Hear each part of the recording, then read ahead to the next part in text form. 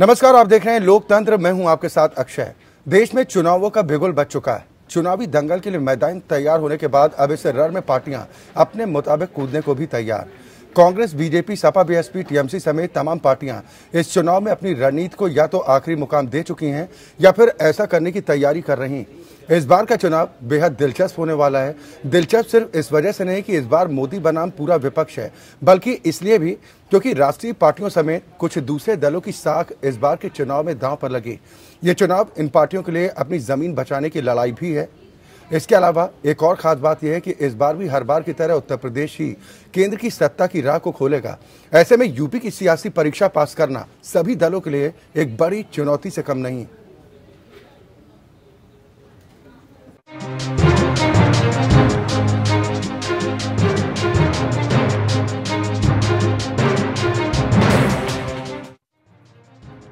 कहते हैं दिल्ली की सत्ता का रास्ता यूपी से होकर गुजरता है। देश की राजनीति का दिल है उत्तर प्रदेश। इस बार इस दिल की धड़कनें कुछ ज्यादा ही तेज है। कारण भी कई है।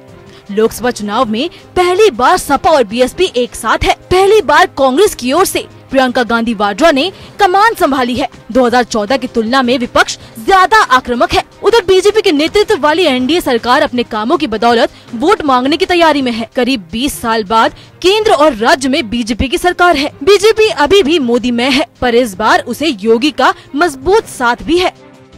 देखिए, भारतीय जनता पार्टी चुनाव की तैयारी में पिछले 4 माह से अपने बूथों का ही कार्यक्रम कर रही थी। बूथ मजबूत तो चुनाव हम जीतेंगे।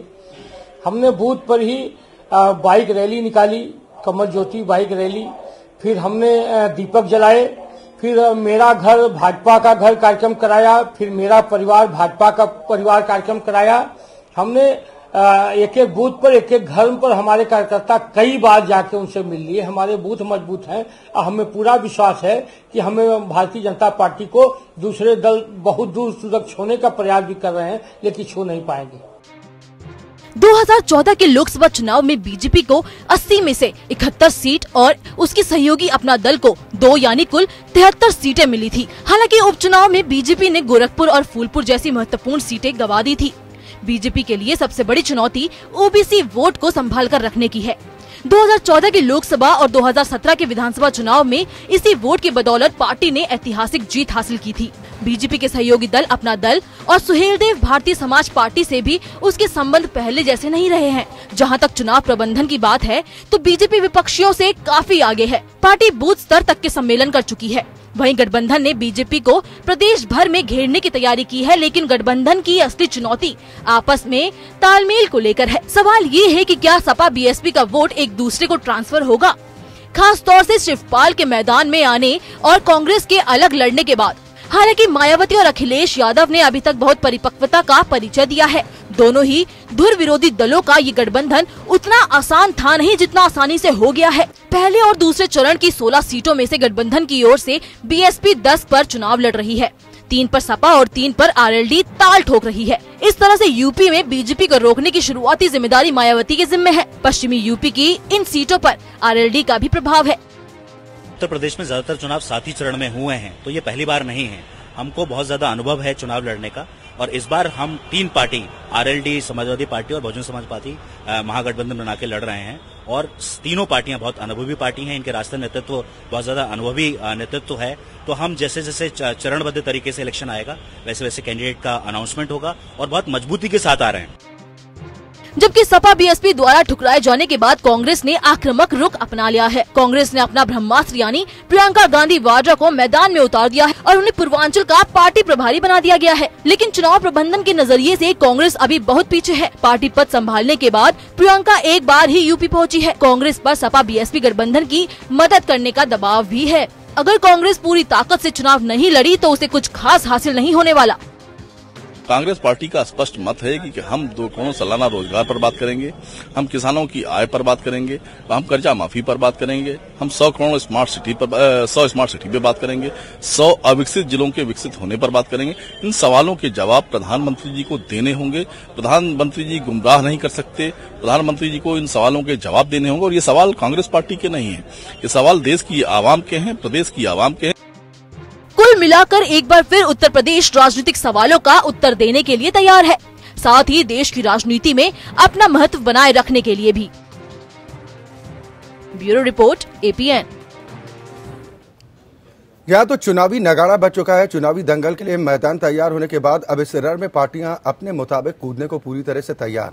कांग्रेस हो, बीजेपी, सपा, बीएसपी, टीएमसी समेत तमाम पार्टियां इस चुनाव में अपनी रणनीति को या तो आखिरी मुकाम अब तक दे चुकी हैं या फिर ऐसा करने की कवायद कर रही। सवाल यह है कि इस घमासान में मौजूदा वक्त में कौन बढ़त बनाता हुआ नजर आ रहा है। आज इसी पर हम चर्चा करेंगे। कुछ खास मेहमान हमारे साथ जुड़ चुके हैं। सबसे पहले अपने दर्शकों की मुलाकात अपने आज के मेहमानों से। मेरे साथ नोएडा स्टूडियो से धर्मवीर चौधरी साहब हैं, आप नेता हैं बहुजन समाज पार्टी के। लखनऊ से 3 खास मेहमान हैं। समाजवादी पार्टी के प्रवक्ता रत्नसेन सिंह हैं। PSPL को रिप्रेजेंट करने के लिए फरहत रईस खान हमारे साथ जुड़े हैं। वरिष्ठ पत्रकार रविंद्र सिंह जी हमारे साथ इस कार्यक्रम का हिस्सा हैं और अब से कुछ ही देर बाद बीजेपी और कांग्रेस को रिप्रेजेंट करने के लिए भी उनके प्रतिनिधि हमारे साथ मौजूद होंगे। बहुत स्वागत है आप सभी का इस कार्यक्रम में शामिल होने के लिए। शुरुआत रविंद्र सिंह जी मैं आपसे ही करना चाहूंगा, क्योंकि कहावत है कि दिल्ली की गद्दी का रास्ता यूपी की गलियों से होकर गुजरता है। इस रास्ते पर फिलहाल कौन आगे दिखाई दे रहा है तैयारियों के लिहाज से? अक्षय जी, बिल्कुल सही है कि दिल्ली का रास्ता उत्तर प्रदेश से होकर जाता है, जिसको यूपी में बहुमत मिलता रहा है और वो दिल्ली की सत्ता पर आसानी से काबिज होता रहा है। पिछली बार भी कुल मिलाकर 73 सीटें मिली थी भारतीय जनता पार्टी को और बाकी लोगों का सफाया हो गया था। लेकिन पिछली बार जो एक मोदी लहर थी और जिसकी वजह से उत्तर प्रदेश में पूरी तरीके से कांग्रेस, बसपा और सपा इन सब का सफाया हुआ था। बहुत कम सीटें, 2 सीटें कांग्रेस को मिली थी, 4-5 सीटें सपा को मिली थी। लेकिन इस बार जो हम अभी तक देख रहे हैं उत्तर प्रदेश में अभी स्थिति बहुत स्पष्ट नहीं उभर के आई है। और लहर नाम की चीज ना जमीन पर है, ना आसमान पर है, ना हवा में है। अभी लहर नहीं है। जो पिछली बार एक लहर थी 2014 में, वो लहर इस बार अभी दिखाई नहीं दे रही है। इसीलिए बड़ा असमंजस की स्थिति है कि कैसे क्या होगा। और सबसे बड़ी बात यह है कि जिस तरीके से भारतीय जनता पार्टी के सांसदों के बारे में कहा जा रहा है कि उसमें करीबन 2 दर्जन या 30 सांसदों के टिकट कटने वाले हैं। अभी एक पार्टी में टिकट कटने के बाद घमासान होना लाजमी है। इस तरीके से ये मान के चलें। और जिस तरीके से समाजवादी पार्टी और बहुजन समाज पार्टी ने इस बार समय से पहले गठबंधन किया है। आपने 2 उपचुनाव देखे जिसमें कि गठबंधन होने से पहले ही दोनों ने उन उम्मीदवारों का समर्थन दोनों पार्टियों ने किया और दोनों सीटें, गोरखपुर सीट और फूलपुर सीट, सपा ने जीत ली। तो इस तरीके से अगर ये दोनों मिल गए हैं तो इसका असर भारतीय जनता पार्टी के चुनाव पर पड़ेगा। इनकी सीटों में कमी आएगी। अभी देखना यह है कि कांग्रेस तीसरे गुट के रूप में उसको शामिल किया जाता है या अलग लड़ती है। लेकिन अलग लड़ने के बावजूद भी जो सपा बसपा का गठबंधन है, ये भाजपा को नुकसान पहुंचाएगा उत्तर प्रदेश में। और इस बार भाजपा को उस तरीके की जीत उत्तर प्रदेश में मिलती दिखाई नहीं दे रही है जैसी 2014 में मिली थी। जी बिल्कुल, मौजूदा परिस्थितियों के लिहाज से हम यही समझने का प्रयास भी कर रहे हैं कि त्रिकोणीय मुकाबले के आसार तो जाहिर किए जा रहे हैं। आपने कहा कि अगर कांग्रेस किसी गठबंधन का हिस्सा नहीं बनती है तो ये लड़ाई और भी ज्यादा दिलचस्प हो जाएगी। कांग्रेस जिस जोश के साथ, जिस उत्साह के साथ ये दावा कर रही है कि नतीजे बेहद चौंकाने वाले होंगे, ये क्या लगता है कांग्रेस पार्टी को कि प्रियंका गांधी वाड्रा उनके लिए ब्रह्मास्त्र साबित हो सकती हैं? ऐसा कोई कमाल हो सकता है क्या, चमत्कार? हाँ, प्रियंका गांधी की एक छवि, लोग उनके बारे में कहते हैं कि वो इंदिरा जी की प्रतिमूर्ति है। और हमने 2 चुनाव में, एक जमाने में जब चुनाव हुआ था इसमें अरुण नेहरू और सतीश शर्मा जी चुनाव लड़े थे जी। प्रियंका गांधी आई और उन्होंने 2 रैलियां की थी। उन 2 रैलियों में उन्होंने एक सेंटेंस कहा था कि जिसने हमारी पिताजी की पीठ में छुरा घोंपा, क्या आप उसका साथ देंगे? और उनके इस एक वाक्य ने उस पूरे चुनाव की फिजा बदल दी थी। जीतते हुए अरुण नेहरू चुनाव हार गए थे, सतीश शर्मा हारते हुए चुनाव जीत गए थे। तो कहने का तात्पर्य यह है कि प्रियंका गांधी की एक छवि अलग तरीके की है। प्रियंका के आने से लोगों में, या खासतौर से यूथ में, ऐसे लोगों में उत्साह आएगा। और प्रियंका गांधी और ज्योतिरादित्य सिंधिया दोनों का ही फायदा कांग्रेस को मिलेगा। कितना मिलेगा ये अभी समय बताएगा, लेकिन फायदा कांग्रेस को प्रियंका गांधी के आने का होता दिखाई दे रहा है। और लोगों से जिस तरीके से वो फेस टू फेस बात कर रही है, जैसे उनका संवाद चल रहा है, उससे लोगों में एक उत्साह बढ़ा है। तो जो कांग्रेस पार्टी जिलों में और तहसीलों में और गांवों में मरी हुई महसूस हो रही थी, वो पिछले दिनों में देख रहा था। जिस तरीके से सुबह से शाम तक जमावड़ा उत्तर प्रदेश के उनके प्रदेश कार्यालय में रहता था, उससे लोगों में एक उत्साह बंधा है, उम्मीद बंधी है। वो उम्मीद वोट में कितनी तब्दील होगी, चलिए बिल्कुल इसके लिए थोड़ा सा इंतजार करना होगा, लेकिन प्रियंका गांधी तैयारियों के हिसाब से ये पता चलता है कि आप परीक्षा देने जा रहे हैं। आपकी तैयारी किस तरह की है, आपने इससे पहले प्रिपरेशन किस तरह की है, इस बात से ज्यादा अंदाजा लगाया जा सकता है। हालांकि प्रियंका गांधी वाड्रा को लेकर कांग्रेस उत्साहित जरूर है, लेकिन अब वो सक्रिय राजनीति में है। हालांकि इसके पहले स्टार प्रचारक के तौर पर उतरती थी, लेकिन 1 या 2 सीटों पर अब उनका जादू उत्तर प्रदेश या फिर पूरे देश में चल पाएगा नहीं चल पाएगा, इस पर भी हम चर्चा करेंगे। 2 और खास मेहमान हमारे साथ जुड़ गए। भारतीय जनता पार्टी को रिप्रेजेंट करने के लिए विक्रम सिंह जी हमारे साथ कार्यक्रम का हिस्सा हैं। दुष्यंत शर्मा जी भी हमारे साथ जुड़ गए हैं, जो प्रतिनिधित्व करेंगे कांग्रेस का। बहुत स्वागत है दोनों का। दुष्यंत जी, मैं आपके पास ही आऊंगा। मोदी के चेहरे के साथ योगी आदित्यनाथ का मजबूत चेहरा, बीजेपी से कैसे मुकाबला कीजिएगा? एक तरफ सपा बसपा का गठबंधन है, तो दूसरी तरफ सत्ताधारी बीजेपी, यानी एक तरफ कुआं दूसरी तरफ खाई। देखिए, इसमें एक ही बात आपने सही कही कि भाई एक तरफ मोदी जी का चेहरा और एक तरफ योगी जी का चेहरा, लेकिन ये कोई मजबूत चेहरा नहीं है उत्तर प्रदेश में या देश में। अगर आप देश की बात करें तो देश में प्रधानमंत्री की जो छवि गई है वो झूठे प्रधानमंत्री की गई है, जो कहते कुछ हैं और हकीकत कुछ और होती है। और जहाँ तक प्रदेश की बात है, प्रदेश में जो फूलपुर की आप बात करते हैं या गोरखपुर की आप बात करते हैं, ये मेन गढ़ बीजेपी के माने जाते रहे हैं, और यहाँ भी वो हार गई है। तो आप कैसे कह सकते हैं? तो आपकी परंपरागत सीट हुआ करती थी। तो आप वो शुरुआत में फूलपुर से पंडित जवाहरलाल नेहरू चुनाव लड़े थे, पहली बार पिछला चुनाव बीजेपी ने जीता। तो बीजेपी ने जीता, और अब वो उनका आप बहुत मजबूत चेहरा बोल रहे हैं, तो उसके बावजूद भी वो सीट गोरखपुर और फूलपुर से हार गए। और दूसरा एक और बात है, मैं इससे आपको थोड़ा अलग की बात कहता हूँ। देखिए, प्रियंका गांधी जी के आने से और दूसरा कांग्रेस की जो प्रवृत्ति है, वो हम कास्ट, क्रीड या संप्रदाय विशेष का प्रतिनिधित्व नहीं करते।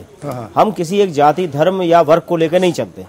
हम पूरे देश को, पूरे समाज को लेकर चलते हैं, जिसमें सभी लोग बराबर की हकदारी करें और बराबर का विश्वास भी व्यक्त करें। अगर इसमें लोग आज विश्वास व्यक्त कर रहे हैं, जैसे वो, मैं उनका नाम भूल गया, बड़े सीनियर थे जो बोल रहे थे, पत्रकार थे शायद, तो वो जो बात कह रहे थे काफी हद तक सही भी कह रहे थे। एक्चुअल उत्तर प्रदेश में दहशत का माहौल है और सरकार कोई ज्यादा अच्छी नहीं चल रही है, अपराधीकरण वहीं की वहीं है।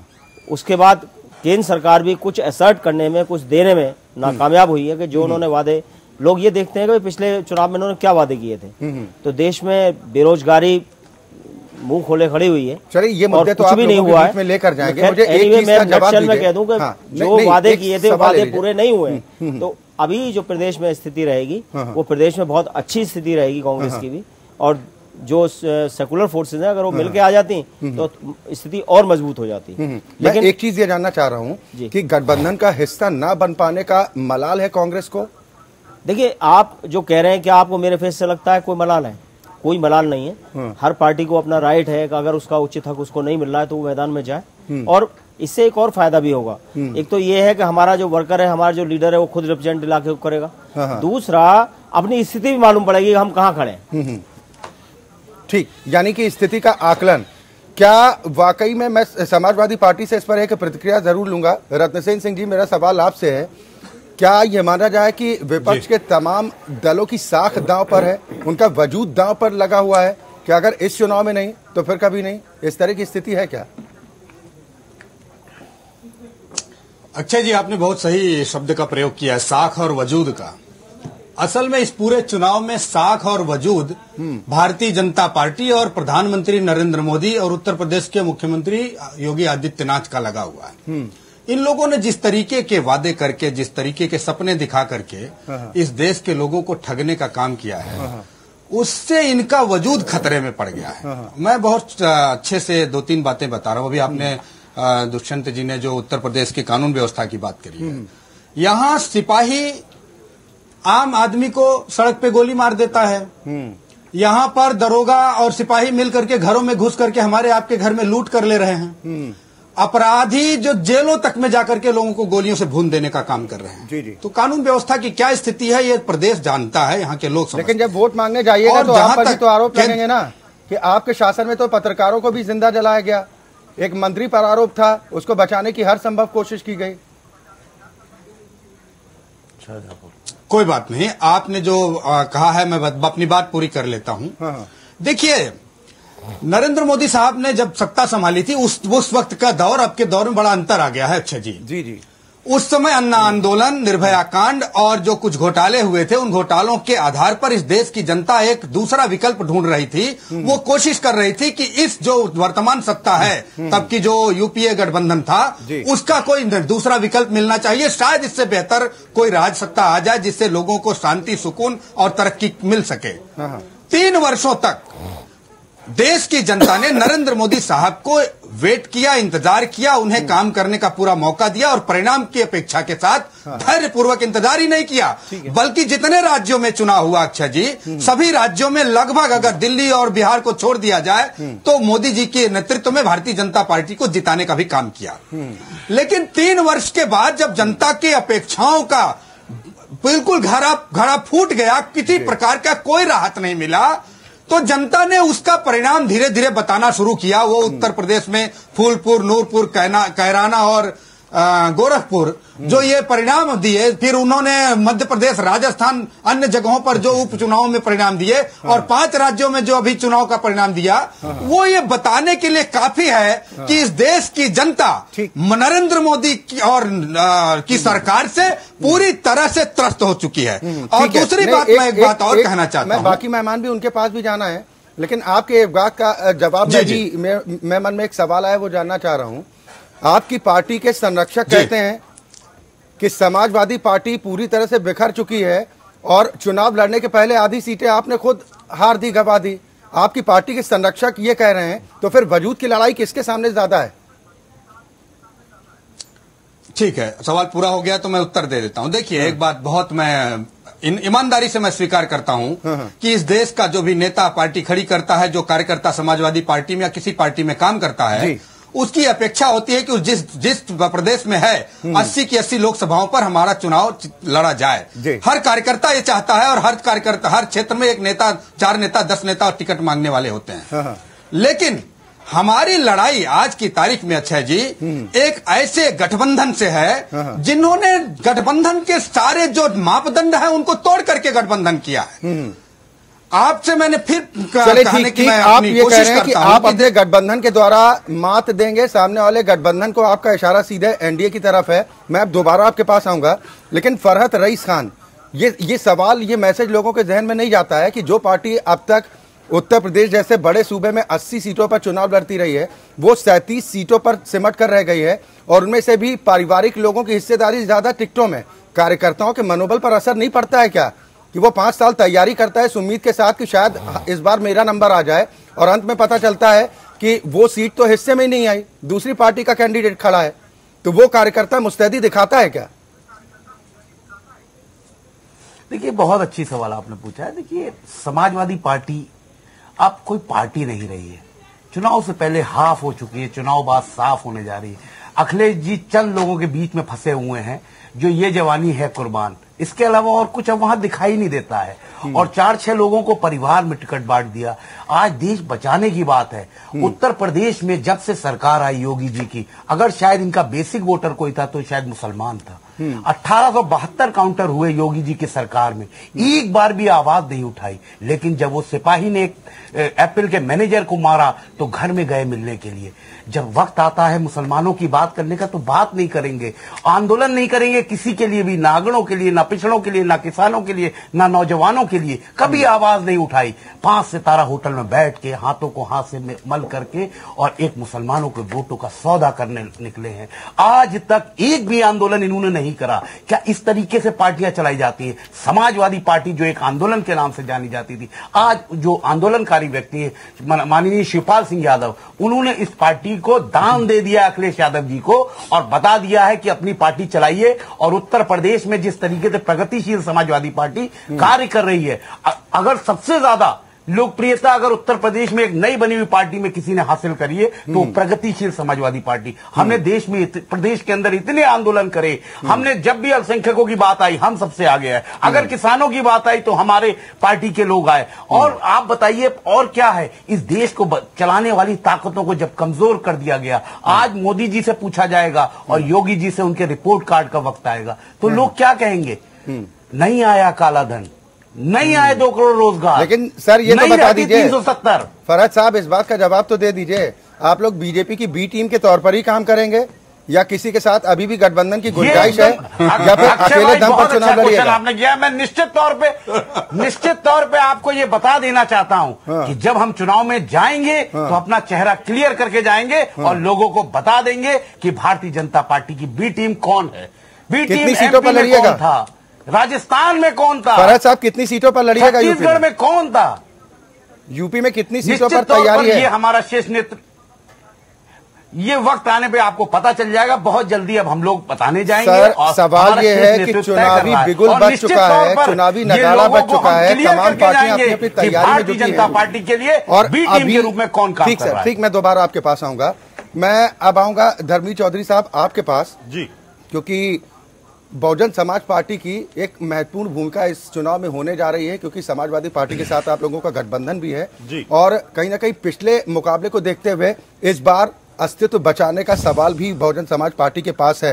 हालांकि वोट शेयर हम बता रहे हैं कि वोट शेयर में कुछ ज्यादा अंतर नहीं हुआ बहुजन समाज पार्टी के, लेकिन आप लोगों का जो गठबंधन था वो उतना आसान तो नहीं था जितनी आसानी के साथ हो गया। आपको नहीं लग रहा कि इस गठबंधन का वजूद बनाए रखने की ज्यादा जिम्मेदारी अब बहन जी पर है? देखिए अक्षय जी, आपने पिछले प्रदेश में जो चुनाव हुए, चाहे वो फूलपुर का था, चाहे वो गोरखपुर का था, चाहे वो कैराना का था और एक छोटा सा विधानसभा का भी था, माननीय बहन जी ने घर से निकल के कोई मीटिंग नहीं की थी। सिर्फ बहुजन समाज के लोगों को एक इशारा किया था कि मनवादी ताकतों को कैसे हराना है और आपको कैसे बूथ पर लाइन लगा करके जाना है। उसका परिणाम पूरे देश ने, पूरे प्रदेश ने देखा कि कैसे जो है हम लोगों ने बीजेपी और गठबंधन के लोगों को हराने का काम किया। ये देश जानता है। और ये जो गठबंधन है, महागठबंधन है, ये बाबा साहब के मानने वालों का, लोहिया जी के मानने वालों का, राजा महेंद्र प्रताप सिंह, सर छोटू राम, चौधरी चरण सिंह के मानने वालों का, ये गंगा जमुना जो तहजीब है ये उसका गठबंधन है। ये कोई ऐसा नहीं है कि ये चुनाव में आए और गठबंधन कर लिया। ये बहुत सोच समझ के किया हुआ महागठबंधन है। और मैं आपको आपके इस चैनल के माध्यम से ये बता देना चाहता हूं कि ये महागठबंधन उत्तर प्रदेश में 75 लोकसभा की सीटों पर विजय प्राप्त करेगा। इस गठबंधन की अगुवाई कौन बहन जी कर रही है? माननीय बहन कुमारी मायावती जी के नेतृत्व में हम बीजेपी को हरा करके और इस देश में सत्तासीन होंगे। और मैं आपको बीजेपी वालों को आपके माध्यम से, मैं अभी एक अखबार की एक रिपोर्ट पढ़ रहा था 2011 और 12 की, 2015 की और 16 की, 17 की 2.7 की बेरोजगारी दर बढ़ी है इस देश में, पोस्ट ग्रेजुएट और ग्रेजुएटों की। और ये मुद्दे तो आप जनता के बीच ले जाएंगे ना। आज हम गठबंधन और तैयारियों पर बात कर रहे हैं। आज का मुद्दा उपलब्धि या नाकामी नहीं है। मैं आधा मिनट में अपनी बात पूरी कर लूं। ये बेरोजगार लोग जो लाइनों में लगे थे और ये बेरोजगार लोग इस महागठबंधन के साथ आकर के बीजेपी और इसके गठबंधन को हराने का काम करेंगे।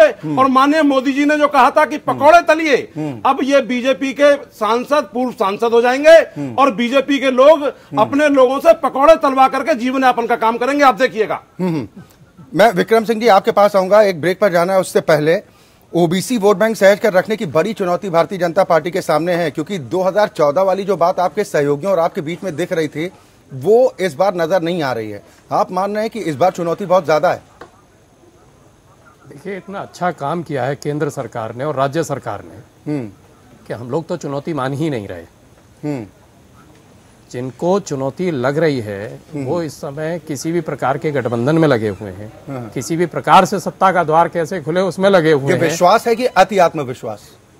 ये विश्वास है और आत्मविश्वास है, अति नहीं है। क्योंकि जो काम किए हैं, योजनाओं के नाम कितना उनमें काम हुआ है गरीबों के लिए। आप उज्ज्वला योजना को ले लेंगे, प्रधानमंत्री आयुष्मान योजना को आप ले लेंगे, आवास योजना को ले लेंगे, ये जितने काम होते रहे हैं गरीबों के लिए हुए।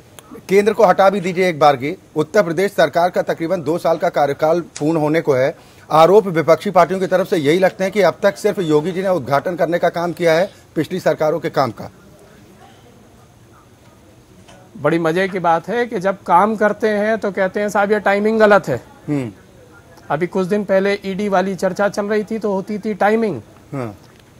कभी आप टाइमिंग की बात करते हैं, कभी आप कहते हैं कुछ किया नहीं है। आमूलचूल परिवर्तन हो रहा है, चाहे वो शिक्षा के क्षेत्र में आप देख लीजिए। इतना बड़ा इस समय शैक्षिक माहौल का एग्जाम चल रहा है, पूरी तरीके से नकल विहीन परीक्षा पर पूरा ध्यान सरकार का है। छात्रों को पूरी सुविधा मिले इस पर पूरा ध्यान है, एफिलिएशंस पर ध्यान है। जो मूल मुद्दा है हमारा, न दरिद्र को दुखी न दीना, न को सुन लीजिए, मैं आपके पास आऊंगा फिर आप प्रवचन कर दीजिएगा, पूरा मौका दूंगा। रत्न सेन सिंह जी, आपके बारे में तो अभी बहुत सारी चीजें प्रगतिशील समाजवादी पार्टी के आपके साथी ने कही हैं, आप मुझसे मत कहलवाइए। नहीं, मुझे ये बताइए विक्रम सिंह जी, भारतीय जनता पार्टी चुनौती मान रही है कि गठबंधन से ज्यादा कड़ा मुकाबला है, ज्यादा चुनौती है, या फिर कांग्रेस से? क्योंकि कांग्रेस का उत्साह इससे पहले के चुनाव में देखने को नहीं मिला जितना आज देखने को मिल रहा है, और कार्यकर्ता उत्साहित भी हैं। आप मुझसे पूछिए। जी जी, अब इसे मैं उत्साह कहूं या निरुत्साह कहूं? किसी दिन बात होती है वो गठबंधन में जाएंगे, किसी दिन बात होती है कि 80 सीट पर लड़ेंगे। अभी तो यही तय नहीं है कि वो करेंगे क्या, तो उसे आप कैसे उत्साह शब्द दे सकते हैं? मैं तो नहीं दे सकता। बात करें चुनावी बिगुल की जो बच चुका है, चुनावी दंगल के लिए सभी पार्टियां पूरी तरह से तैयार हैं। हम इन राजनीतिक दलों की चुनावी तैयारियों की धार को समझने का प्रयास कर रहे हैं कि कौन तैयारियों के लिहाज से ज्यादा नजर आ रहा है। मैं रत्नसेन सिंह साहब आपके पास ही आऊंगा, आप ब्रेक पर जाने से पहले कुछ कहना चाह रहे थे, अपनी बात भी पूरी कीजिए, और साथ ही ये बताइए कि 37 में से कितनी सीटें जीतने का आप लोगों ने अनुमान लगाया है अपने हिस्से की?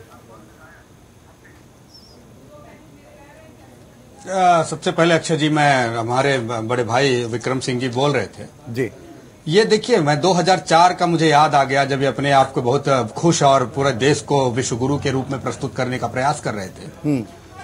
जैसे अटल बिहारी वाजपेयी जी की जब सरकार जा रही थी तो उन लोगों ने कहा था कि इंडिया शाइनिंग कर रहा है, गरीबी खत्म हो गई है, लोग पूरी तरह से संपन्न हो गए हैं, अब देश में और कोई काम बचा नहीं है।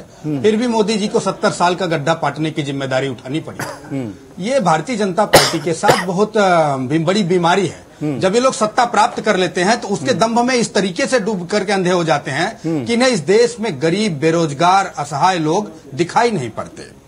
और जो आपने अभी पूछा है कि हम लोग कितनी सीटें जीतेंगे, अभी हमारे धर्मवीर चौधरी साहब ने बहुत अच्छी बात कही है कि हमारा जो गठबंधन है मान्यवर, देखिए मैं आपको, अच्छा जी, बहुत आप चुनाव तैयारी की बात कर रहे हैं ना, उसको मैं बताता हूँ। समाजवादी पार्टी और बहुजन समाज पार्टी इस प्रदेश की महत्वपूर्ण सबसे बड़ी पार्टियां रह चुकी हैं, दोनों पूर्ण बहुमत की सरकारें चला चुकी हैं। दोनों के नेताओं की अपनी जबरदस्त स्वीकार्यता रही है, और दोनों के बूथ लेवल पर पूरे प्रदेश में कोई ऐसा बूथ नहीं, अच्छा जी, जहां पर समाजवादी पार्टी का बूथ का अध्यक्ष और उसके कार्यकर्ता न हो और बहुजन समाज पार्टी के बूथ अध्यक्ष और कार्यकर्ता न हो। और पश्चिमी उत्तर प्रदेश में अजीत सिंह की पार्टी हर बूथ पर मजबूत दिखाई पड़ती है।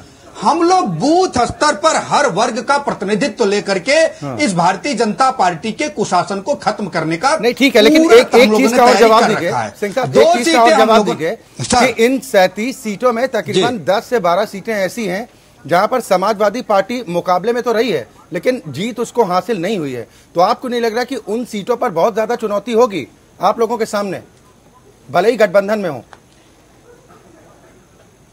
मुझे एक कहावत याद है कि कभी एक संघ के नेता ने कहा था कि भारतीय जनता पार्टी जिस दिन गाजीपुर का चुनाव जीत जाएगी उस दिन उसकी सत्ता केंद्र में बन जाएगी। और एक ऐसी लहर आई कि गाजीपुर भी भारतीय जनता पार्टी का प्रत्याशी जीत गया। लहर जब चलती है सत्ता के विरोध, तो उसमें कभी कोई भी आंकड़ा, कोई भी तथ्य नष्ट हो जाते हैं, उनका कोई महत्व नहीं रह जाता। आज भारतीय जनता पार्टी के कुशासन के खिलाफ गरीबों, पिछड़ों, दलितों, अल्पसंख्यकों और वंचितों का एक महागठबंधन, अब शब्द का हमेशा आप लोग प्रयोग करते हैं अक्षय जी, जब हम गठबंधन करते हैं आप लोगों को महाशब्द जोड़ना पड़ जाता है, क्योंकि वास्तव में इस प्रदेश का जो जनसंख्या है, जो सबसे बड़ी जनसंख्या जिसका प्रतिनिधित्व करते हैं आदरणीय अखिलेश यादव जी, मायावती जी और चौधरी चरण सिंह के पुत्र अजीत सिंह जी, वो ये तो अपने आप में एक महागठबंधन हो जाता है।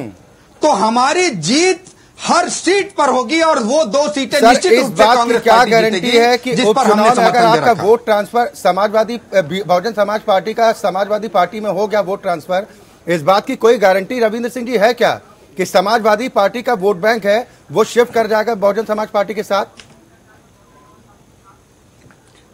देखिए, अभी जो हम लोग आकलन कर रहे हैं कि इस तरीके की चीजें होती आई हैं कि वोट ट्रांसफर नहीं होता है कभी कभी। जैसे जब पिछली बार चुनाव हुआ, सपा और कांग्रेस गठबंधन था, तो कहीं सपा का वोट ट्रांसफर नहीं हुआ तो कहीं कांग्रेस का वोट ट्रांसफर नहीं हुआ। इस तरीके की चीजें आती हैं क्योंकि जहां आदमी जब उदासीन हो जाता है तो फिर वोट डालने नहीं जाता है। तो अभी ये चुनौती इन दोनों पार्टियों के सामने भी रहेगी, सपा और बसपा के, कि वो अपने समर्थकों का, अपने समर्थकों का, अपनी पार्टी के लोगों का वोट दूसरी पार्टी को डलवा सके, ट्रांसफर कर सके। ये चुनौती रहेगी। गठबंधन भले ही हो गया हो, लेकिन अभी इन लोगों को भी ये देखना पड़ेगा कि उस वोट को कहीं ऐसा ना हो कि वोट कहीं और चला जाए जाते वक्त, चाहे वो सपा का हो चाहे वो बसपा का हो। तो वोटों के बारे में अभी सबसे बड़ी चीज ये है कि इन लोगों को आकलन करना पड़ेगा। सीटें जीतने की बात तो बाद में आएगी, पहले इनको ये देखना पड़ेगा कि हमारे हर सीट पर दोनों पार्टियों के, बसपा और सपा के कार्यकर्ता और उनके समर्थक जाके एक साथ वोट डाल सकें। अगर ऐसा हो सका तब इनको बढ़त मिलेगी, ऐसा नहीं हुआ तो उसका फायदा भाजपा उठाएगी। चलिए, बिल्कुल।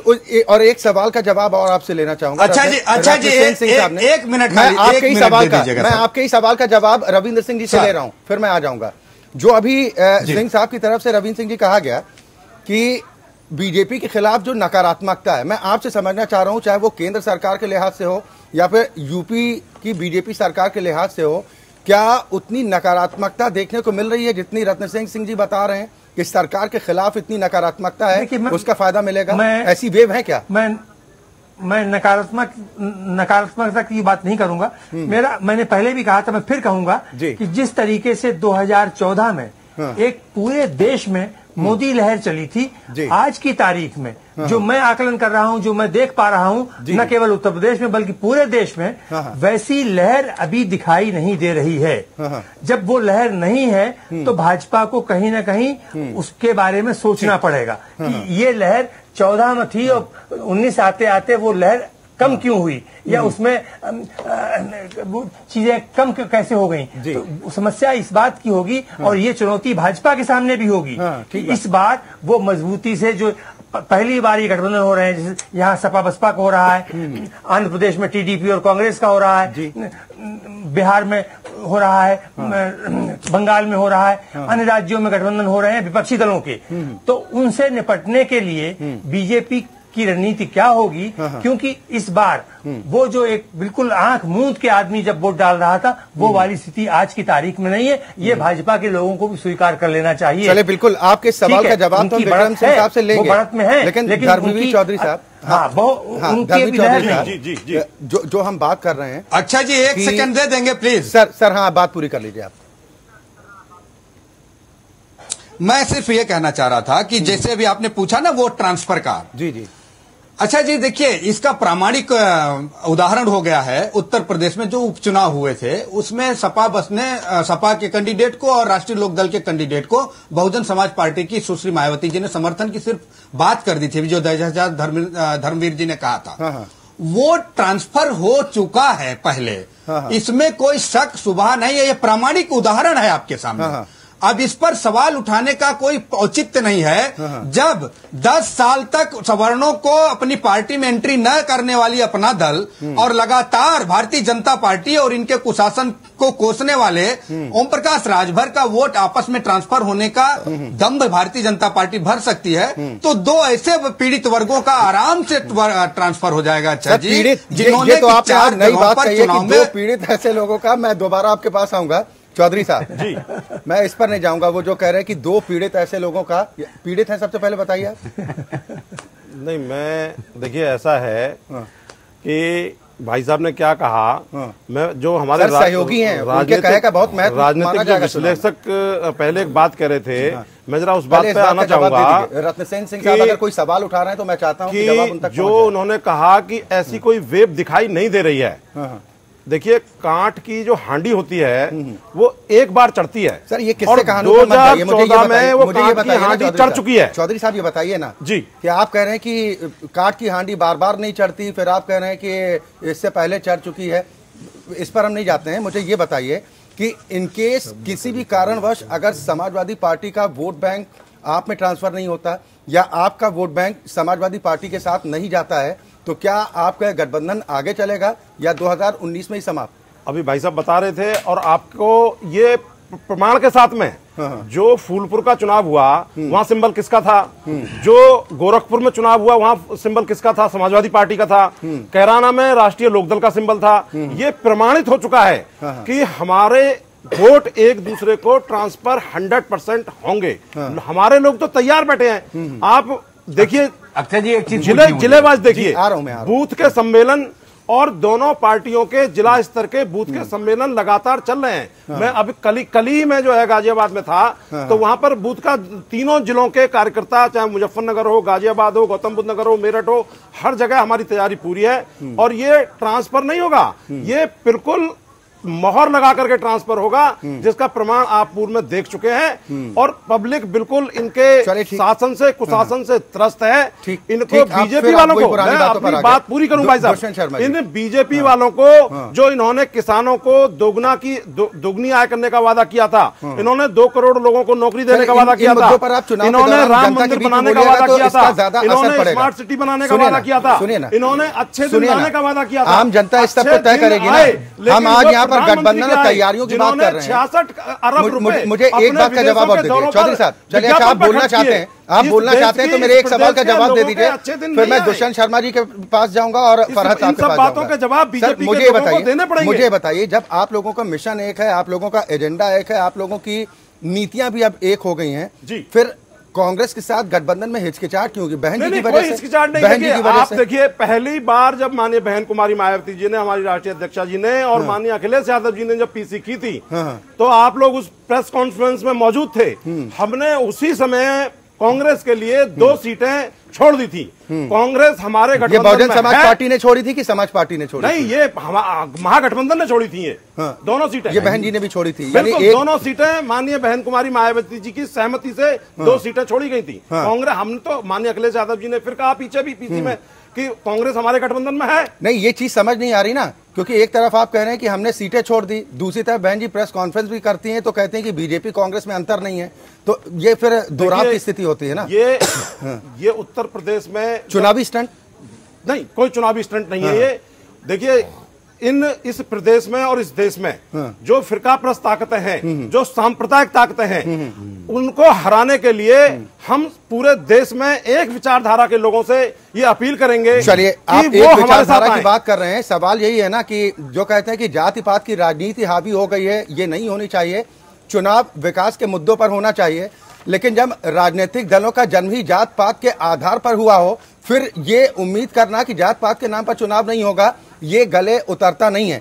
मैं दुष्यंत शर्मा जी आपके पास आऊंगा। अभी आपने गठबंधन के अपने दोनों ना हो सके फिलहाल के सहयोगियों का दावा सुन लिया कि ज्यादा से ज्यादा सीटें वो जीतने जा रहे हैं, बाकी की बची सीटें बीजेपी जीतने का दावा कर रही है। आप खाली प्रचार ही करिएगा क्या?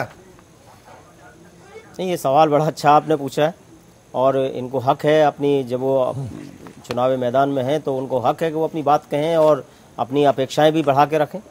लेकिन फिर भी जब इलेक्शन की बात होती है, गठबंधन की बात होती है, तो जो रूलिंग गवर्नमेंट होती हैं उनकी उपलब्धियां और अनुपलब्धियां बताई जाती हैं कि उन्होंने क्या जनता को दिया और क्या जनता से छीना जी। अब जहां तक इस बार के इलेक्शंस की बात है, जो अभी वरिष्ठ पत्रकार बोल रहे थे, मैं उनकी बात से पूर्णतः इत्तेफाक रखता हूं, क्योंकि उन्होंने ये बात कही कि जो 2014 में स्थिति थी वो स्थिति इस बार नहीं है और इस गलतफहमी में ये रूलिंग गवर्नमेंट चाहे स्टेट में हो चाहे केंद्र में हो वो ना रहे। और जब ये बातें आएंगी तो ये बात जरूर कहनी पड़ेगी कि जो पिछली सरकारों ने वादा किया था, जो सरकार अभी रूलिंग में है, जो पिछले बार इन पार्टियों ने वादा किया था, वो वादा कहीं फुलफिल नहीं हुआ है। लिहाजा उनकी वो स्थिति बिल्कुल नहीं है जो 2014 में थी। इसमें ठीक है, उनकी स्थिति अगर आप कह रहे हैं बात करते हैं तो उसका फायदा आपको मिलेगा, इस बात की क्या गारंटी? देखिए, कांग्रेस की जो स्थिति है बिल्कुल साफ है। हमने पूरा प्रयास हमारा है कि उस तरह की, जो अभी हमारे चौधरी साहब बोल रहे थे कि वो उस तरह की जो पार्टीज हैं, उस तरह के जो लोग हैं जो सेकुलर हैं, जो वर्ग भेद नहीं करते हैं, सामुदायिकता नहीं करते हैं, समाज को बांटते नहीं हैं, वो इकट्ठे हो गए चुनाव में जाएं। लेकिन अगर, क्योंकि पार्टीज तो अलग अलग हैं, एक उद्देश्य के लिए वो इकट्ठी हो रही हैं, और अगर वो किसी वजह से नहीं हो पा रही हैं तो अपना अपना एजेंडा लेके, उनका वही एजेंडा, उसको लेके वो प्रदेश में चुनाव में जाएंगी। तो फिर नीतियां कहां चुनाव में जाएंगी? नीतियां एक कैसे होगी? नहीं, नीतियां तो आप कह रहे हैं, नीतियों के ये एक उद्देश्य के लिए इकट्ठी हुई है। हमने इसी मंच पर अभी कहा एक उद्देश्य के लिए इकट्ठी हुई। नीति ये है कि वो धर्मनिरपेक्ष ताकतें हैं, और वो जो समाज को बांटती हैं, देश को बांटती हैं, तो वो उनके खिलाफ जाएंगी। तो इसमें कोई दो राय नहीं है कि जो पहली नहीं, लेकिन एक प्रभाव ये नहीं पड़ेगा, जैसे प्री पोल अलायंस भी होते हैं, है ना? अगर उसके बाद गठबंधन होता है चुनाव के दौरान, तो आप एक दूसरे को कोसेंगे ना, तभी आप वोट की अपील कर पाएंगे लोगों से। लेकिन उसके बाद अगर गठबंधन में जाएंगे तो जनता में ये मैसेज नहीं जाएगा कि आप तो धोखाधड़ी कर रहे हैं, चुनाव में दिखाते कुछ और हैं और उसके बाद में करते कुछ और हैं। या फिर जैसा अभी सपा बसपा ने कहा कि कांग्रेस को हमने 2 सीटें छोड़ी थी और अब आप लोगों ने कह दिया कि हम भी 2 सीटें छोड़ने को तैयार हैं, जो भी चाहें। देखिए, मैं इस तर्क वितर्क में नहीं पढ़ूंगा, लेकिन मैं एक बात आपसे साफ कहूंगा कि इन पार्टीज का जो एजेंडा है वो एक है और इनका उद्देश्य भी एक है। इन सामुदायिक ताकतों को हराने का इनका उद्देश्य है। लिहाजा वो किसी भी तरीके से चुनाव में जाए, इनको हटाना, इनको हराना इन पार्टियों का मुख्य उद्देश्य है, और हम उसी लाइन पे काम भी कर रहे हैं। सर, लेकिन फरहत साहब, अगर एकजुट होकर नहीं मुकाबला करते हैं तो फिर ताकत कमजोर नहीं हो जाती है? अलग अलग लड़ेंगे तो कमजोरी रहेगी ना। आपका क्या? वो कहते हैं कि एक साथ लकड़ियों का गट्ठर हो तो तोड़ना मुश्किल होता है, अकेले अकेले आसानी से टूट जाती हैं। ये बिल्कुल सही कहा आपने, और मैं बहुजन समाज पार्टी से ये पूछना चाहता हूं, बैठे हैं उनके प्रवक्ता साहब, कि कौन लेगा बहन जी की जिम्मेदारी? 3 बार बीजेपी के साथ मिलकर के सरकार चला चुकी है, और बिहार में अभी अभी ताजा धोखा हुआ है, सेकुलर वोट पड़े, लेकिन आज कौन सी सरकार चल रही है? ये जनता जान चुकी है पूरी तरीके से कि ये गठबंधन नहीं, ठगबंधन तैयार किया गया है। और उत्तर प्रदेश में बहन जी चौधरी साहब सुन लीजिए, के बारे में बताने की जरूरत नहीं है। उनके कितने भाई हैं भारतीय जनता पार्टी के अंदर, कितनों को वो राखी बांधती हैं? बता दे कोई कांग्रेस में इनका भाई हो जिनको इन्होंने राखी बांधी हो आज तक। मोदी जी का प्रचार करने कौन गया था? आज इन परिस्थितियों में अगर मोदी जी हैं तो कैसे हैं? गुजरात के 2002 में ये प्रचार करने गई, इन्हीं को बनाया है वो। ये टोटल भारतीय जनता पार्टी के लिए काम करने वाली हैं, और इनका इतिहास इतना खराब है। और हमारे नेता के ऊपर लालछन लगाने वालों को कम से कम ये पता होना चाहिए कि हमारा इतिहास शानदार है। हमने आज तक कभी भारतीय जनता पार्टी से मिल करके सियासत नहीं करी है, हमने धर्म का चोला ओढ़ करके सियासत नहीं करी है। हम किसी एक मजहब का क्या इस बार संभावना है क्या? हेलो, इस बार की संभावना है क्या? नहीं, हम कब नहीं, बिल्कुल नहीं। हम किसी भी तरीके से, हम सिर्फ जोड़ने का काम करते हैं, हमने कभी तोड़ने का काम नहीं किया। हम किसी भी परिस्थितियों में इस देश को बचाने के लिए हम समझौते के लिए तैयार हैं। बगैर माननीय शिवपाल सिंह यादव के उत्तर प्रदेश में भारतीय जनता पार्टी को हराना आसान नहीं था, लेकिन नहीं, कहीं ना कहीं दोनों लोगों ने साथ। तो वही तो मैं जानना चाह रहा हूं कि इस कमजोरी का फायदा कहीं बीजेपी तो नहीं उठाएगी? और ये राहत भरी खबर है नहीं कि जितना बिखराव हो विपक्षी दलों में उतना फायदा बीजेपी को? विक्रम सिंह जी, देखिए, बिखराव का फायदा तो होता ही है, इसमें कोई दिक्कत नहीं। और ये कह देना बार बार कि हम एक ही विचारधारा के लोग हैं, जब एक विचारधारा है तो इतना बिखराव क्यों है? अभी एक पार्टी में से ही 2 पार्टियां हुई हैं। और जहां तक भारतीय जनता पार्टी के कॉन्फिडेंस का सवाल है, अभी हमारे सभी मित्रों ने, किसी ने सांप्रदायिक कहा, किसी ने जातिवादी कहा, और आपस में सबने उत्तर भी दिए। बहन जी को भारतीय जनता पार्टी ने मुख्यमंत्री बनाया। अगर जातिवादी हमारी सोच होती तो हम बहन जी को मुख्यमंत्री नहीं बनाते। अगर हमारी सांप्रदायिक सोच होती, आप हमसे कहना चाह रहे हैं हम सांप्रदायिक हैं, हम बाकी सबसे कहना चाह रहे हैं आप सब सांप्रदायिक हैं। क्योंकि जब भी तुष्टीकरण का मुद्दा आएगा आप सबसे आगे आ जाएंगे। आपके मैनिफेस्टोज उस चीज को बताते हैं, आपके किए हुए काम उस चीज को बताते हैं। अगर जातिवाद की बात आती है तो हमारे यहाँ पूर्ण लोकतांत्रिक पार्टी है हमारी, कोई परिवारवादी पार्टी नहीं है। यहाँ पर कभी माननीय अटल बिहारी वाजपेयी जी प्रधानमंत्री होते हैं, तो माननीय नरेंद्र मोदी जी होते हैं, राष्ट्रीय अध्यक्षों की जितनी हमारे यहाँ श्रृंखला है वो परिवारवाद से नहीं आई है, लेकिन ना पिछले 5 सालों के दौरान जो माहौल की बात है, इसी में मैं जोड़े दे रहा हूं कि पिछले 5 साल के दौरान जो विपक्षी पार्टियां आरोप लगा रही कि देश में ऐसा नेगेटिविटी का माहौल बन गया है कि हिंदू मुस्लिम से और जातियां आपसी जातियों में लड़ रही हैं, तो इसका नुकसान नहीं होगा आप लोगों को? विक्रम जरा दोबारा से आप रिपीट करें। जो विपक्षी पार्टियां आरोप लगा रही हैं आप लोगों पर कि आप सांप्रदायिक पार्टी हैं, और देश में जो 2014 के बाद से माहौल बिगड़ा कि हिंदू को मुस्लिम से और जातियों को जातियों से भिड़ाने का काम किया, इसका नुकसान नहीं होगा बीजेपी को? ना तो भारतीय जनता पार्टी ने ऐसा कोई काम किया और ना वो करती है। तो सांप्रदायिक सौहार्द की, अनुशासन की, प्रशासन की पार्टी है, प्रशासन को मजबूत रखती है और उसके टाइम में इस तरीके की नकारात्मक चीजें नहीं होती हैं। और आप अगर आंकड़ों से इसे देखें, ये कोई मेरे कहने से आपके कहने से नहीं, आंकड़ों पर आएगी। अमित शाह को राष्ट्रीय अध्यक्ष कैसे बना दिया, बता दीजिए। मैं आऊंगा अभी दोबारा आपके पास आऊंगा, तब आप अपनी बात रख लीजिएगा। आप कुछ कहना चाहते हैं चौधरी साहब? मैं भाई, हमारे विद्वान प्रवक्ता हैं प्रगतिशील समाजवादी पार्टी के, शायद उनकी थोड़ा ज्ञान उनका कम है। अगर हमने 3 बार बहन जी ने सरकार बनाई हमको, और लेकिन आपको शायद इतना ज्ञान नहीं है कि अटल बिहारी वाजपेयी जी की केंद्र की सरकार भी माननीय बहन जी ने 1 वोट से गिरा दी थी। ये शायद आपको ध्यान नहीं है, ये मैं आपको बताना चाहता हूं। और दूसरी बात, माननीय शिवपाल यादव जी की जो पार्टी है, जो आपकी पार्टी है, फिर मैं आपके पास हमारी बात सुन लीजिए, हमारी बात सुन लीजिए, फिर मैं आपके पास हमारी बात। ये जो समाजवादी पार्टी से टूट करके जो प्रगतिशील समाजवादी पार्टी माननीय शिवपाल यादव जी ने बनाई है, ये पूरा संसार जानता है कि ये अमित शाह जी के रहमो करम पर पल रही है पार्टी। और आप वो लोग तो गठबंधन में आने को तैयार हैं। गठबंधन में अगर आ जाते हैं तो ठीक रहेगा। पीएसपी अगर गठबंधन का हिस्सा बनना चाहती तो आप लोग तैयार हैं? नहीं, इनसे पूछिए ना, ये तैयार है कि नहीं तैयार है? वो तो कह रहे हैं फिरका प्रस्त ताकतों को शिवपाल सिंह यादव तो कई बार खुले मन से कह चुके हैं। चौधरी साहब, शिवपाल सिंह यादव गठबंधन, सुन तो लीजिए सर, बीजेपी के गठबंधन को हराने के लिए जो भी लोग इसमें आना चाहे, हम कह रहे हैं कि ये जन जन का गठबंधन है। ये दलितों का, ओबीसीज का, माइनॉरिटीज का, ये वंचितों का, ये सब लोगों का गठबंधन है। महागठबंधन ऐसे इसका नाम नहीं पड़ा है। जो मैं एक चीज का जवाब रविंद्र सिंह जी आपसे लेना चाहूंगा, फिर रत्नसेन सिंह जी, और आपके पास आ रहा हूं फरहत साहब। सपा और बसपा का गठबंधन आपको नहीं लगता कि तब तक है जब तक अखिलेश यादव जी बहन जी की हाँ में हाँ मिलाते हैं? अगर वो भी अपनी तरफ से कुछ कंडीशन रख देते हैं तो कहीं ना कहीं गांठ बनना शुरू हो सकती है। कितनी संभावना है इस बात की? देखिए अक्षय जी, हमेशा मायावती जी बहुत ही इस तरीके की नेता हैं जिनके बारे में कुछ कहा नहीं जा सकता है, और कब कैसा वो निर्णय करेंगी ये उनके अलावा उनकी पार्टी के लोग भी नहीं जानते हैं। समाजवादी पार्टी, कांग्रेस और भाजपा की तो बात अलग छोड़ दीजिए, वो खुद समझती है कि हमें क्या करना है। उनकी पार्टी का कोई आदमी नहीं जान पाता कि उन्हें क्या करना है। क्या वो एकल नेतृत्व वाली पार्टी है जिसमें जो वो कहेंगी वही होगा, और जो वो तय करेंगी वही उनका कार्यकर्ता और उनके नेता मानेंगे।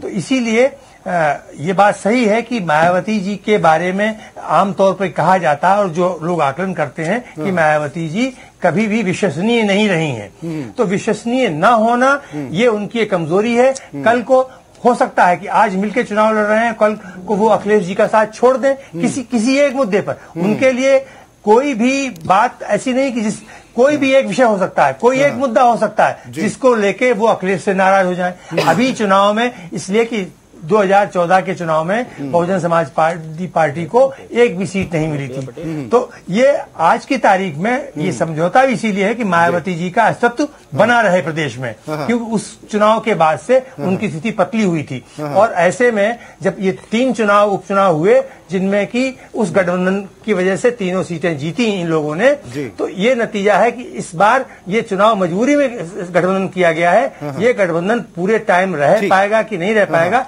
इसमें अभी हम लोग भी इसका आकलन नहीं कर पा रहे हैं। ये केवल अगर कोई कर पाएगा तो केवल मायावती जी कर पाएंगी। चले बिल्कुल, लेकिन फिर भी इस पर जिस पार्टी में किसी दूसरे व्यक्ति को बोलने का अधिकार नहीं है, बात करने का अधिकार नहीं है, कहने का अधिकार नहीं है, तो ऐसे में जो निर्णय मायावती करेंगी, लेकिन उनकी विश्वसनीयता राजनीति में लोग कम आंकते हैं। रत्नसेन सिंह जी, अगर मान लीजिए ऐन वक्त पर थोड़ा दाहिने बाएं होगा, फिर क्या कीजिएगा? किस तरह का दाहिने बाएं? बहन, जैसा अभी रविंद्र सिंह जी ने कहा, कम पड़ी, बहन जी की आ गई, कि अगर बहन जी थोड़ा दाएं बाएं हो जाती फिर क्या कीजिएगा? दाएं बाएं तो नीतीश जी हो गए थे, दाएं बाएं नायडू जी हो गए, दाएं बाएं महबूबा जी हो गए, यही जो और प्रिया पटेल जी, अक्षय जी 2007 में डॉक्टर सोनेलाल पटेल जी भारतीय जनता पार्टी के साथ थे, 2012 में उन्होंने इनके खिलाफ चुनाव लड़ा, फिर 2017 में मिल के लड़ी। कांग्रेस भी दाएं बाएं कौन होता रहता है, कौन करता है, तो दाएं बाएं होते रहते हैं। लेकिन आज की तारीख में इस देश में भारतीय जनता पार्टी को सबक सिखाने के लिए हमारा गठबंधन अपने आप में सक्षम है। और जो भी भारतीय जनता पार्टी की जो उनके अंदर की जो बौखलाहट है, सिर्फ इसीलिए है कि उनको यहाँ उत्तर प्रदेश में हार का सामना करना पड़ेगा। और दुनिया जानती है कि दिल्ली की गद्दी उत्तर प्रदेश से होकर के जाती है, इसलिए दिल्ली की गद्दी पर भाजपा का कोई नहीं बैठेगा, ये तय है। चलिए ठीक, ये आप भविष्यवाणी कर रहे हैं, चलिए ये आपको अधिकार है, आप कुछ भी कह सकते हैं क्योंकि देश में अभिव्यक्ति की आजादी है। लेकिन दुष्यंत शर्मा साहब, बड़े संक्षेप में, क्योंकि अब कार्यक्रम के समापन का वक्त भी है, आपको नहीं लग रहा कि अगर कांग्रेस भी गठबंधन का हिस्सा होती तो बीजेपी से ज्यादा मजबूती से मुकाबला किया जा सकता था?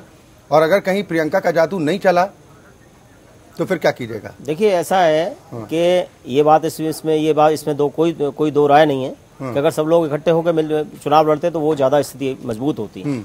लेकिन अभी भी ये बात खराब नहीं है। खराब इसलिए नहीं है कि जो सामुदायिक हैं उनका जो उनका सपोर्टिंग्स हैं वो कम है। मुकाबला आप मानने की बहुत कड़ा है? नहीं, मुकाबला कड़ा इसलिए मुझे नजर नहीं आ रहा है कि लोग अब हकीकत को जान गए। पिछले अभी वरिष्ठ पत्रकार साहब इस बात को कह रहे थे कि पिछले बार जैसी रॉ नहीं है कि एकदम आधी ही टूट के पड़ रही है, तो इसलिए ऐसा कुछ नहीं है, कोई मुकाबला इस सरकार के खिलाफ नहीं है सर। लेकिन एक सवाल ये चौधरी साहब उठता है कि सामने वाले की कमजोरी आपकी ताकत कैसे बन सकती है? आप इस बात से उत्साहित है कि सामने वाला कमजोर होगा इसलिए हम ताकतवर हो जाएंगे, ऐसा होता है क्या चौधरी साहब? मैं 2 लाइनें अक्षय जी आपके माध्यम से इस 90 करोड़ लोगों को सुनाना चाहता हूं। आपका नेशनल चैनल है और सभी लोग इसको देखते हैं। जे वज्र भी देखा है तारीख की नजरों ने, जे वज्र भी देखा है तारीख की नजरों ने, लम्हों ने खता की है सदियों ने सजा पाई। ये देश, लेकिन ये 90 करोड़ आपने वोटर्स को टारगेट किया है या देश की जनता को टारगेट? ये देश की जनता को टारगेट किया है सर। 130 करोड़, ये 130 करोड़ लोग और जो 90 करोड़ लोग हमारे देश में जो वोटिंग करेंगे, ये लोग तैयार बैठे हैं। चलिए बिल्कुल तैयार बैठे हैं। विक्रम सिंह साहब, बड़े संक्षेप में, ये बीजेपी मान रही कि मुकाबला इस बार वाकई कांटे का है या आप लोग इत्मीनान में है कि हमारी योजनाएं हैं, मोदी जी का चेहरा है, योगी जी का चेहरा है, इसी से नैया पार हो जाएगी? काम पर विश्वास है। हाँ, जूते पर विश्वास है। सांसद जी ने विधायक जी पे चलाया था। चाल चरित्र और चेहरा बीजेपी का ये देश पब्लिक देख रही है। टीवी चैनल पे आपने देखा। चौधरी साहब, अच्छा नहीं लगता है ना इन बातों में? सब चीजें देश देख रहा है। बीजेपी का देखा है, ये देखा है पब्लिक ने। चौधरी साहब, कार्यक्रम बोलना शुरू हो गए। संक्षेप में बात क्या कौन सा जूता चल रहा था जो आप चालू हो गए बीच में? फिर देश की नहीं, आपको बोलने से किसी ने रोका क्या? अब आप भाषण के बोल में आ गए, मुझे आवाज बंद करानी पड़ जाएगी। अभी सर सुनिए, आपका ये भाषण का मंच नहीं है ना कि आपने मौका देखा कि हम निकला जा रहा है तो शुरू हो रहा है। अमित शाह जी के बेटे की कंपनी दिखाई। चलिए, बहुत शुक्रिया, बहुत शुक्रिया। आपका बेटा सर, शायद यही उम्मीद की जाती है कि ऐन वक्त में बीजेपी के लोगों ने बोलने न दिया जाए, बोलने से रोका जाए। ये भी आप लोगों की रणनीति का हिस्सा हो सकता है, लेकिन हमारी मजबूरी है, समय का अभाव है, कार्यक्रम को यहीं पर रोकना है। लेकिन इतना जरूर है कि मुकाबला दिलचस्प है, दावे सब अपने अपने कर रहे हैं, लेकिन जनता जनार्दन है। धैर्य रखिए, 30 दिन बाद वोटिंग शुरू हो जाएगी और उसके बाद रिजल्ट सामने आ जाएगा। जनता किस पर भरोसा करती है, अब ज्यादा इंतजार करना नहीं है। इसी के साथ लोकतंत्र में आज के लिए बस इतना ही। एपीएन न्यूज में खबरें लगातार जारी।